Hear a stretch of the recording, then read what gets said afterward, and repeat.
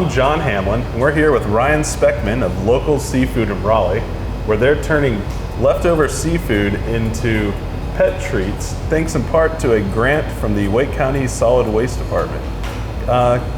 Good to be here today. Yeah, thanks for having me. Hey, can you just tell me a little bit about what you guys do here and how you got started? Yeah, about 10 years ago, I moved from the coast of North Carolina, and when I moved back to Raleigh, I realized that there's a lack of true local North Carolina product, seafood, in the Triangle, and so we simply started going down there and getting the product, bringing it back fresh and whole, and then we process it here in this room, about 4 tons per week of fish, and then we distribute it out to restaurants and grocery stores and farmers markets throughout the Triangle. Okay, and so then how did you come up with this idea? So this idea, about 5 years ago, I was researching raw diets for pets. I had a dog with a weight issue, and I began playing around with grinding up our fish carcasses and feeding it to my dog.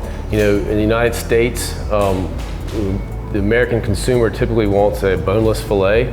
The rest of the world eats their fish whole, but we don't here. So about half or more than half of the fish or the natural resource actually goes in the trash as a carcass. And there's actually a lot of good meat left on the carcass, but it's not usable for the average consumer. Okay, and so just walk me through a little bit of the process here of how you guys are turning your leftover fish into dog treats. So we take all of our white fish, which basically means no fish, no histamine fish, no high mercury fish. We put all of our white fish carcasses into a meat grinder, and we grind it into something that looks the consistency of hamburger meat. And then we take that and package it into half-pound portions, and we vacuum package it, and then cook it to make it safer for the dogs and the cats to eat. And then we freeze it, and then we're going to sell it as a pet treat that will be a supplement for your dog's diet or cat's diet as well. Okay, so this is a brand new idea. And I understand you guys have been doing a little bit of tinkering with the recipe and have had to try to figure it out as you go along? Yeah, a lot of it has to do with the process, and we're not adding any kind of supplements or any kind of additives to the product. It is truly 100% natural. We really wanted to get something that was going to be healthy and wholesome for pets, and also figure out a way to use our waste.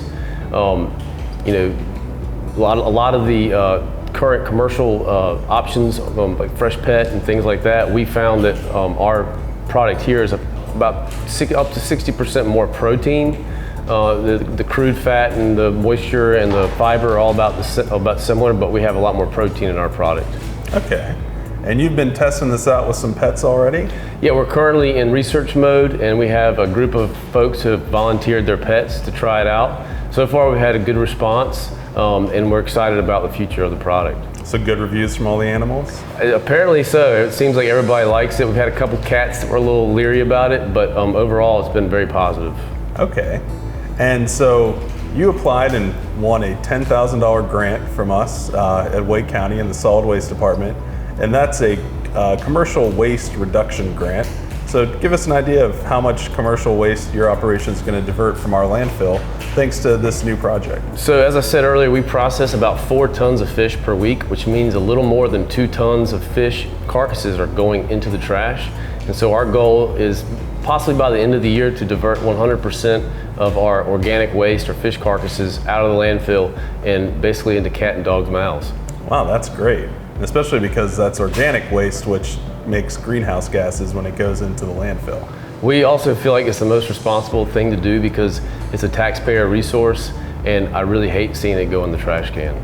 Do you guys have a kind of a green bent to a lot of the things you do around here? We try to utilize all parts of the fish. Even at our oyster bar in downtown Raleigh, we try to use a lot of the different cuts that you won't typically see at a grocery store or at another restaurant, because we really want to be able to use the entire fish. We also recycle our oyster shells. We just try to minimize our waste. So when can people look for these to be able to buy them, and where should they look? We're shooting for a fall launch. We're going to be offering it at our farmers markets, probably the state farmers market, and at the Locals Oyster Bar Fish Market in downtown Raleigh at Transfer Company.